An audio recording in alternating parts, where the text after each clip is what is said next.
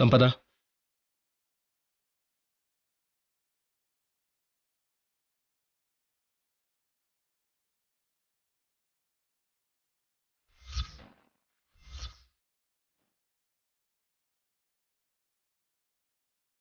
ನೀನು ಮಗುಗೋಸ್ಕರ ಬಂದು ಈ ಮನೆ ಕೆಲಸದೊಳಗೆ ಬದಲಾಗ್ತಿರೋದು ನನಗಿಷ್ಟ ಆಗ್ತಿಲ್ಲ.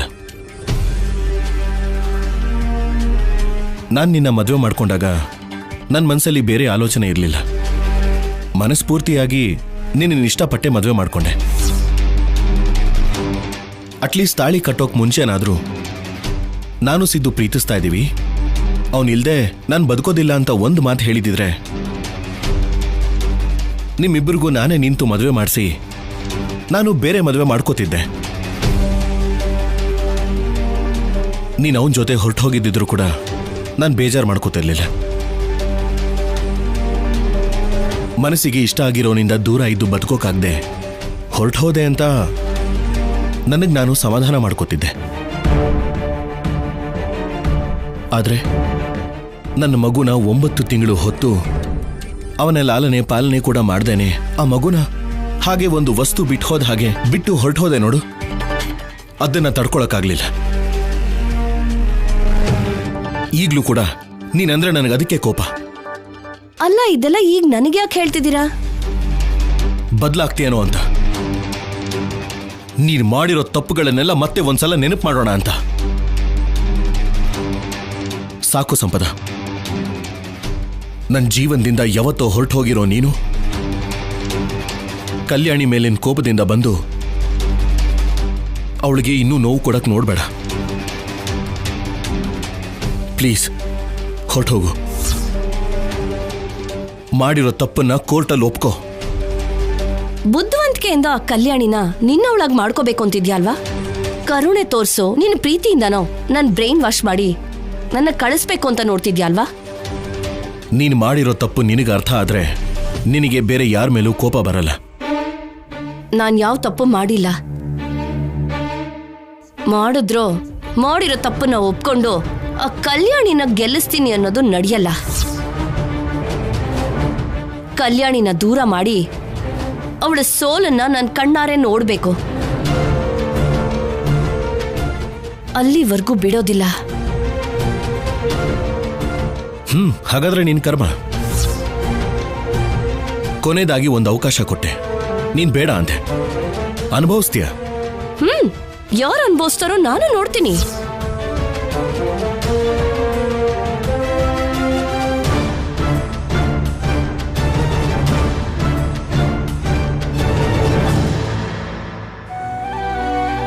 ಮನುಷ್ಯ ಆದ್ರೆ ಬದಲಾಯಿಸ್ಬೋದು ಆಫೀಸರ್, ಇಂಥ ಮೃಗನ ಬದಲಾಯಿಸಕ್ಕಾಗಲ್ಲ.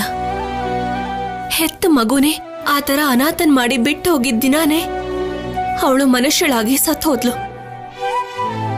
ಆ ಸಂಪದ ಬರೀ ಮಾತಲ್ಲಿ ಹೇಳಿದ್ರೆ ಕೇಳಲ್ಲ, ತಂತಾನೆ ಬಿಟ್ಟು ಹೋಗೋ ಹಾಗೆ ಮಾಡ್ಬೇಕು. ಅಂದ್ರೆ ಡೋಸ್ ಸ್ವಲ್ಪ ಜಾಸ್ತಿ ಆಗ್ಬೇಕು. ಸಂಪದ ಈ ಮನೆಯಿಂದಾನೇ ಅಲ್ಲ, ನಮ್ ಜೀವನದಿಂದಾನೇ ಹೊರಟು ಹೋಗೋ ದಿನಕ್ಕೋಸ್ಕರ ವೇಟ್ ಮಾಡ್ತಿದ್ದೀನಿ. ನಾನು ಕೂಡ.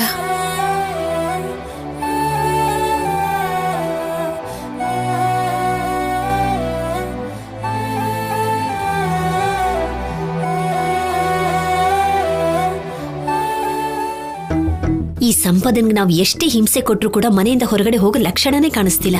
ಈ ಪ್ರಯತ್ನ ಅಷ್ಟೇ ಅಲ್ಲಮ್ಮ, ಆಫೀಸರ್ ಸಂಪದ ತಲೆಗೆ ಹೂ ಮೂಡಿಸ್ತಾ ಇರೋ ವಿಡಿಯೋನ ಸಿದ್ದು ಕೈ ಸೇರೋ ಹಾಗೆ ಮಾಡಿದ್ದೀನಿ. ಅವನದನ್ನ ನೋಡಿ ಹೇಗ್ ರಿಯಾಕ್ಟ್ ಆಗ್ತಾನೋ ನೋಡ್ಬೇಕು. ರಿಯಾಕ್ಟ್ ಆಗಿದ್ದಾನೆ. ಪಲ್ಲವಿ ಅತ್ತೆಗೆ ಫೋನ್ ಮಾಡಿ ಮಾತಾಡ್ತಿರ್ಬೇಕಾದ್ರೆ ಅವನನ್ನ ಟ್ರೇಸ್ ಮಾಡೋ ಟೈಮ್ಗೆ ನಮ್ಮಮ್ಮ ಸಂಪದ ಕೈಯಲ್ಲಿದ್ದ ಫೋನ್ನ ಒಡೆದು ಹಾಕಿದ್ದಾರೆ. ಈ ದಮಯಂತಿ ಆವೇಶ ನಮಗಿಂತ ಹೆಚ್ಚಾಗಿ ಅವರಿಗೆ ಉಪಯೋಗ ಆಗ್ತಿದ್ಯೋ ಏನೋ. ಹೌದಮ್ಮ. ಶೌರ್ಯ, ನಂದು ಒಂದೇ ರಿಕ್ವೆಸ್ಟ್, ಯಾವ ಕಾರಣಕ್ಕೂ ನೀವಿಬ್ರು ಬೇರೆ ಆಗ್ಬಾರ್ದಪ್ಪ.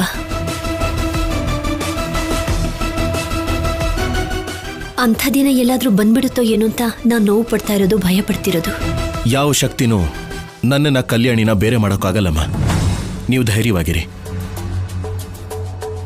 ನೀನು ನಿನ್ನ ಮಾತುಗಳೇ ನನಗೆ ಧೈರ್ಯ ಕೊಡೋದು ಶೌರ್ಯ. ಸರಿ ಬಿಡಿ, ನಾವು ಮೂವರು ಹೀಗೆ ಮಾತಾಡೋದನ್ನ ಆ ದಮಯಂತಿ ಆಗ್ಲಿ ಸಂಪದ ಆಗ್ಲಿ ನೋಡಿದ್ರೆ ರಾದ್ಧಾಂತ ಆಗ್ಬಿಡುತ್ತೆ. ಬನ್ನಿ ಬನ್ನಿ.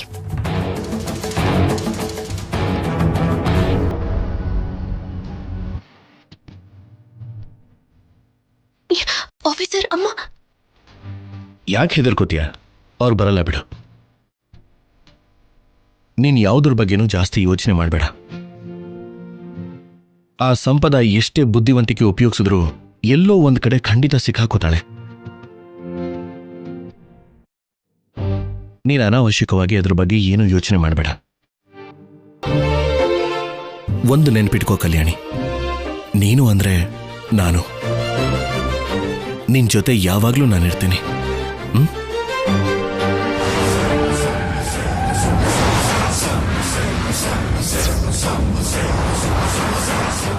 ಆಫೀಸರ್, ಸಂಪದ ನಮ್ಮ ಮೇಲೆ ಒಂದು ಕಣ್ಣಿಟ್ಟಿದ್ದಾಳೆ ಅನ್ನಿಸ್ತಾ ಇದೆ. ಏನಾದ್ರೂ ಮಾಡ್ಕೊಳ್ಳಿ ಬಿಡು. ಹೌದು, ಆ ಸಂಪದ ಎಲ್ಲಿ?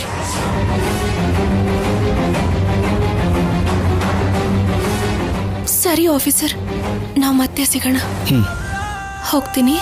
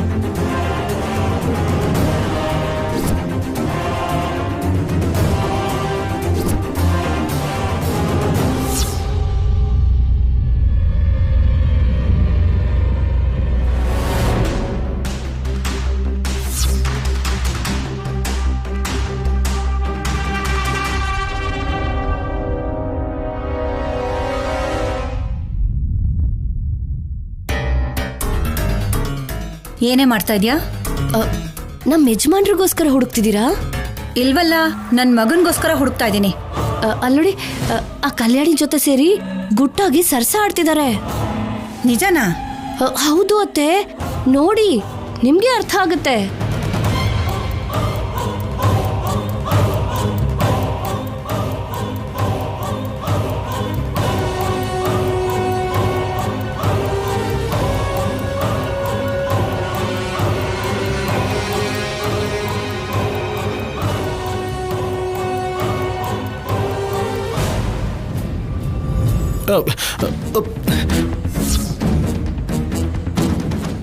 ಏನಮ್ಮ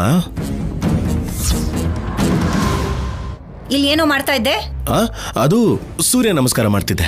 ಏನು ಮಠ ಮಧ್ಯಾಹ್ನದಲ್ಲಿ ನಡು ಮನೆಯಲ್ಲಿ ನಿಂತ್ಕೊಂಡು ಸೂರ್ಯ ನಮಸ್ಕಾರನಾ? ಬೆಳಗ್ಗೆ ಮಾಡೋಣ ಅಂದ್ರೆ ಮೋಡ ಇದ್ದಿದ್ರಿಂದ ಸೂರ್ಯ ಕಾಣಿಸ್ಲಿಲ್ಲಮ್ಮ, ಅದಕ್ಕೆ ಇವಾಗ ಮಾಡ್ತಾ ಇದ್ದೀನಿ. ಓಕೆನಾ?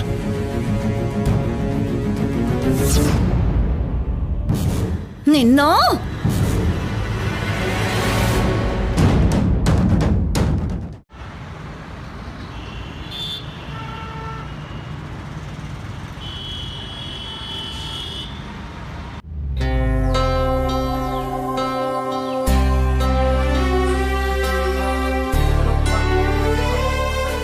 ಅನುಪಮ, ಏನಮ್ಮ? ಹೂವು ಬಾಡ್ಹೋಗ್ದೇನೆ ಕಟ್ತಿದ್ದ ಹಾಗೆ ಹುಷಾರಾಗಿಡು. ಸರಿಮ್ಮ. ದೇವ್ರಿಗೆ ಅಲಂಕಾರ ಮಾಡೋ ಹೂಗಳು ಬಾಡ್ಹೋಗ್ಬಾರ್ದು. ಅಂತ ಹೂಗಳಿಂದ ಅಲಂಕಾರ ಮಾಡೋದು ಒಳ್ಳೇದಲ್ಲ ಕೂಡ. ಇಲ್ಲ ಬಿಡಿಮ್ಮ, ಹುಷಾರಾಗಿ ನೋಡ್ಕೋತೀನಿ ನಾನು. ಅಮ್ಮವ್ರೆ, ನಾಳೆಗೆ ಬೇಕಾಗಿರೋ ಏರ್ಪಾಡೆಲ್ಲ ಮಾಡಿದ್ದೀನಿ. ಸರಿ. ಮನೇಲಿ ಮಾಡೋ ಹಬ್ಬಕ್ಕೆ ಏರ್ಪಾಡೇನಿರುತ್ತೋ? ಅದೇನಮ್ಮ ಹಾಗೆ ಹೇಳ್ತಾ ಇದ್ದೀರಾ? ಶ್ರೀರಾಮನವಮಿಗೆ ಸೀತಾರಾಮ ಕಲ್ಯಾಣ ಮಾಡಿಸ್ತಾರಲ್ವಾ? ನೀವು ಮಾಡೋ ಕಲ್ಯಾಣೋತ್ಸವ ನೋಡೋದಕ್ಕೆ ಆ ದೇವತೆಗಳೇ ಇಳಿದು ಬರ್ತಾರಮ್ಮ.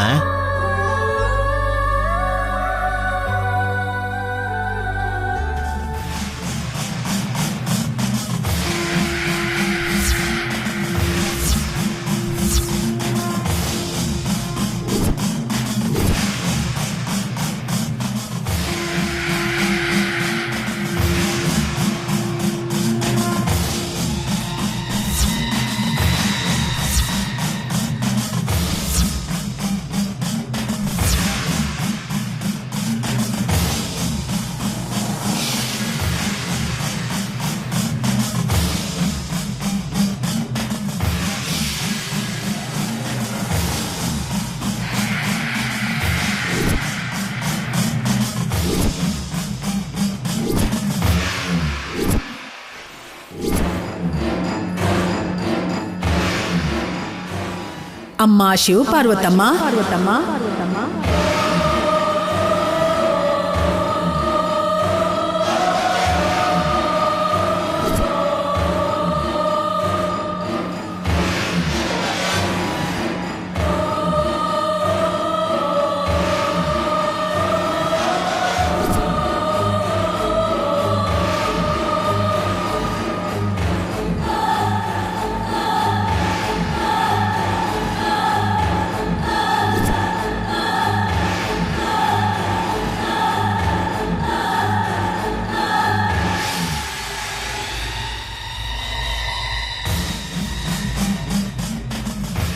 ಅಮ್ಮ, ನಿಮ್ಮಂಥವ್ರು ನಮ್ಮ ಮನೆಗೆ ಬರೋದು ನಮ್ಮ ಅದೃಷ್ಟ.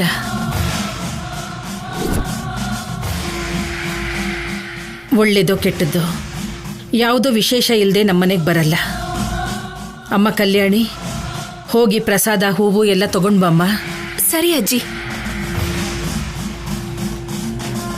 ಪಕ್ಕದೂರಿನ ಜಾತ್ರೆಗೆ ಹೋಗಿ ಬರ್ಬೇಕಾದ್ರೆ ಅಮ್ಮ ಸಂದೇಶ ಕೊಟ್ಲು, ನಿಮ್ ಮನೆ ತೋರ್ಸಿದ್ಲು. ನಿಮ್ ಹತ್ರ 4 ಮಾತು ಹೇಳು ಅಂದ್ಲೇ ತಾಯಿ.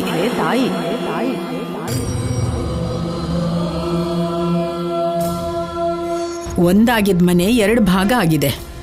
ಶನಿ ರೂಪ ಬದಲಾಯಿಸಿ ನಿಮ್ ಮನೇಲಿದ್ದು 10 ದಿನ ಆಗಿದೆ.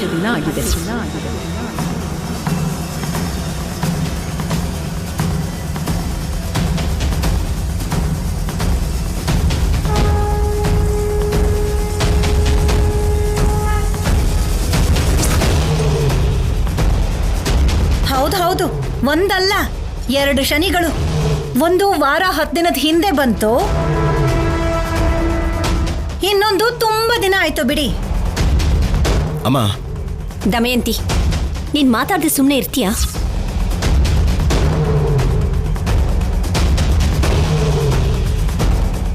ಕಲ್ಯಾಣಿಗೆ ಹಾಗೆ ಅನ್ಬೇಡ. ಅಂದ್ರೆ ನನಗನ್ಬೋದಾ? ಯಾರಿಗೂ ಅನ್ಬೇಡ ಅಂತಾನೆ ಹೇಳ್ತಿರೋದು. ಅಮ್ಮನವರಿಗೆ ಪ್ರತಿರೂಪವಾಗಿ ಆ ತಾಯಿ ಮಾತನ್ನ ಹೇಳುವಂತ ಅವರೇ ಮನೆ ಮುಂದೆ ನಿಂತು ಮಾತಾಡ್ತಿರುವಾಗ ಮಧ್ಯದಲ್ಲಿ ನೀವೇನು?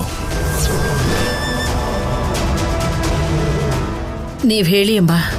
ಆ ಪಾರ್ವತಿ ದೇವಿ ಅಮ್ಮನವರ ಹೆಸರಿಟ್ಕೊಂಡಿರೋ ನಿನ್ ಮನೆಗೆ ಅಂತಹ ಗ್ರಹಗಳು ಕಾಲಿಡಬಾರ್ದು.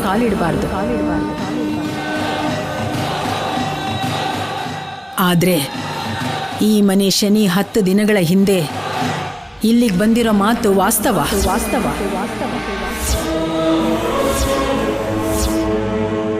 ಆ ಶನಿ ಹೊರಗಡೆ ಹೋಗ್ಬೇಕು ಅಂದ್ರೆ ಏನ್ ಮಾಡ್ಬೇಕಮ್ಮ? ನೀವು ಮಾಮೂಲಿಯಾಗಿ ಪೂಜೆ ಮಾಡಿದ್ರೆ ಸರಿ ಹೋಗಲ್ಲ.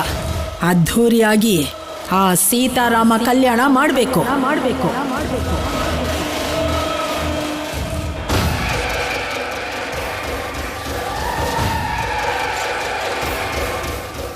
ಆ ಕಲ್ಯಾಣ ಕೂಡ ಬಂಗಾರದ ಆಭರಣಗಳನ್ನು ಅಲಂಕಾರ ಮಾಡಿ ಆ ಭದ್ರಾಚಲ ಸೀತಾರಾಮ ಕಲ್ಯಾಣ ನಡೆದ ಹಾಗೆ ಪದ್ಧತಿಯಿಂದ ನಡಿಬೇಕು.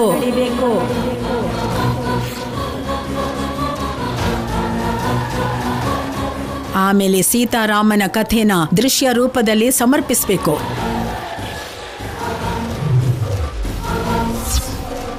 ಸತಿ ಸಮೇತರಾಗಿ ಮನೆಯಲ್ಲಿರೋ ಒಡವೆಗಳನ್ನೆಲ್ಲ ಸೀತಾರಾಮನಿಗೆ ಅಲಂಕರಿಸಿ ಪೂಜೆ ಮಾಡಬೇಕು.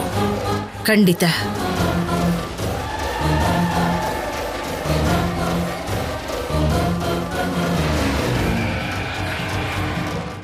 ಅದೇ ಆ ತಾಯಿ ಮಾತು.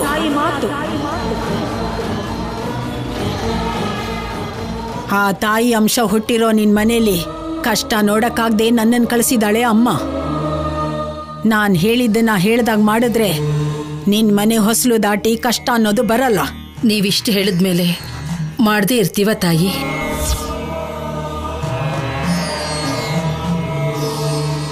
ಅಮ್ಮನವರು ಮನೆಗೆ ಬಂದು ಹೇಳೋದು ಅಂದ್ರೆ ಏನು? ನಿನಗೋಸ್ಕರ ಬಂದಿಲ್ಲ ಬಿಡು, ಅತ್ತೆ ಮಗೋಸ್ಕರ ಬಂದಿದ್ದಾರೆ. ಅಮ್ಮ ಹೇಳು ಅಂದಿದ್ದ ಮಾತನ್ನ ಹೇಳಿದ್ದೀನಿ. ಆ ತಾಯಿ ಮಾತಿನ ಪ್ರಕಾರ ಕಲ್ಯಾಣನ ಅದ್ಧೂರಿಯಾಗಿ ನಡೆಸಿ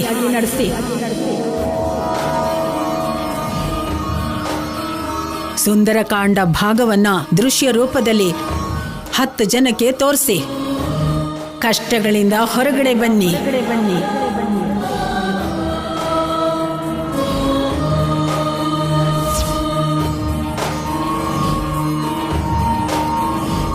ಕಲ್ಯಾಣಿ ಬಾ.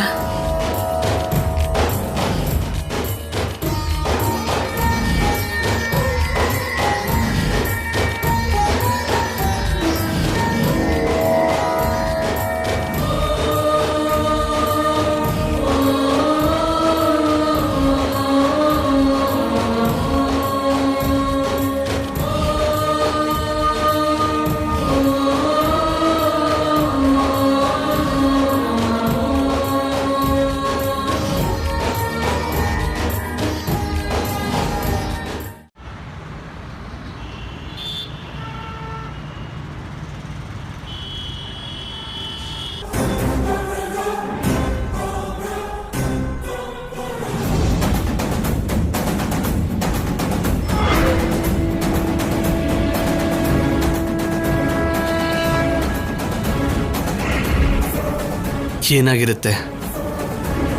ಅನ್ಕೊಂಡಿರೋ ಹಾಗೆ ಆಗಿರುತ್ತಾ? ಇಲ್ಲಾಂದ್ರೆ ಏನಾದ್ರೂ ಸಮಸ್ಯೆ ಆಗಿರುತ್ತಾ? ಆ ಅಮ್ಮ ಹೇಳಿದ ಮಾತು ಸತ್ಯ ಹೇಳ್ತೀನಿ.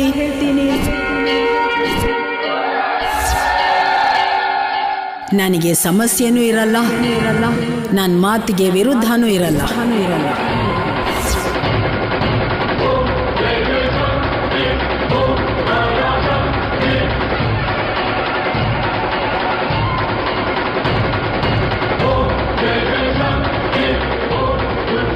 ಅಂದ್ರೆ ಕೆಲಸ ಆಗೋದಂಗೆ ಅಲ್ವಾ? ನಾನು ಹೋದ್ಮೇಲೆ ಆಗ್ದೇನೆ ಇರತ್ತಾ? ಎಸ್. ಸಂಪದ ಕೂಡ ಅನುಮಾನ ಬರ್ಲಿಲ್ವಾ? ಅನುಮಾನ ಬರಲ್ಲ, ಬರಕ್ ಬಿಡಲ್ಲ. ಸಂಪದಂಗೆ ಅನುಮಾನ ಬರ್ಲಿಲ್ಲ ಅಂದ್ರೆ ಎಲ್ರು ನಮ್ದಂಗೆ. ಎಲ್ಲ ನೀನ್ ಹೇಳ್ದಾಗೆ ಮಾಡಿದ್ದೀನಿ ಸಿದ್ದು. ಒಟ್ನಲ್ಲಿ ಬಂಗಾರ ಹೊರಗಡೆ ಬರೋದಕ್ಕೆ ದಾರಿ ತೋರ್ಸ್ ಬಂದೆ ಅಂತ ಆಯ್ತು. ಬಂಗಾರ ತಂದ್ಕೊಳ್ಳೋದಿಕ್ಕೆ ನಿನಗೆ ದಾರಿ ಏರ್ಪಾಟ್ ಮಾಡಿದ್ದೀನಿ ಅಲ್ವಾ? ಅನ್ಕೊಂಡಿದ್ದು ಅನ್ಕೊಂಡಾಗೆ ನಡೀತಿದ್ದಾಗೇನೆ ನಿನಗೆ ಕೊಡ್ತೀನಿ ಅಂದಿದ್ದು ನಿಮ್ಮ ಮನೆಗೆ ಬಂದ್ಬಿಡುತ್ತೆ. ಬರ್ಲಿಲ್ಲ ಅಂದ್ರೆ ನನ್ ಮೇಲೆ ಅಮ್ಮನವ್ರು ಬರ್ತಾಳೆ. ಬರಕ್ ಬಿಡಲ್ವಲ್ಲ?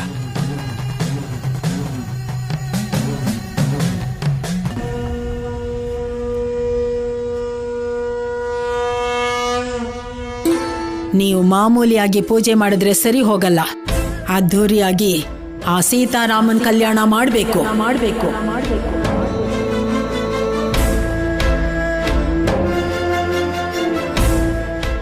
ಸೀತಾರಾಮ ಕಲ್ಯಾಣನ ಅದ್ಧೂರಿಯಾಗಿ ಮಾಡಬೇಕು ಅಂತ ಜೋಗ್ತಿ ಅಮ್ಮ ಹೇಳಿದ್ರು. ಏನೋ ಮನೇಲಿ ಕಲ್ಯಾಣೋತ್ಸವ ಮಾಡಿಸೋದ್ ಬಿಟ್ರೆ ಅಷ್ಟು ಅದ್ದೂರಿಯಾಗಿ ನಾವೇನು ಮಾಡಿಸಿಲ್ಲ ಅಲ್ವಾ ಪಾರ್ವತಿ? ಆದ್ರೆ ಮಾಡದೇ ಇರೋಕ್ಕಾಗಲ್ಲ ಅಲ್ವಾ? ಖಂಡಿತವಾಗಿ ಮಾಡೇ ತೀರ್ಬೇಕು ಅಂತ ಆ ಜೋಗ್ತಿ ಅಮ್ಮ ಹೇಳಿದ್ರು.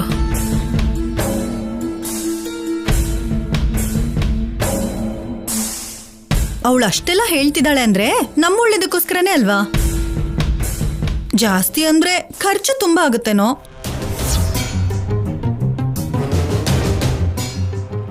ಖರ್ಚಿನ ಬಗ್ಗೆ ಯೋಚನೆ ಮಾಡುವಂತ ಅವಶ್ಯಕತೆ ಇಲ್ಲ. ಅವಳು ಹೇಳಿದ್ದನ್ನು ನೋಡಿದ್ರೆ ಇನ್ನು ಏನೇನು ಅಪಾಯ ಆಗುತ್ತೋ ಅಂತ ಭಯ ಆಗ್ತಾ ಇದೆ.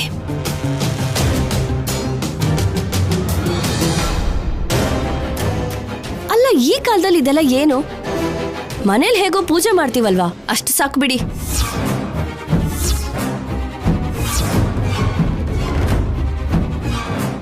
ಕಾಲ ಯಾವುದೇ ಆದ್ರೂ ದೇವರು ಆಗ್ಲೂ ಇದ್ದ, ಈಗ್ಲೂ ಇದ್ದಾನೆ.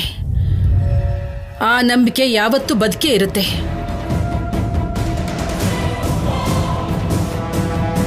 ಸುಖವಾಗಿದ್ದಾಗ ದೇವ್ರು ಎಲ್ಲಿದ್ದಾನೆ ಅನ್ನೋದು, ಕಷ್ಟ ಬಂದಾಗ ಭಗವಂತ ದೇವಸ್ಥಾನಕ್ಕೆ ಓಡ ಹೋಗೋದು ಕೆಲವರಿಗೆ ಮಾಮೂಲಿನೇ.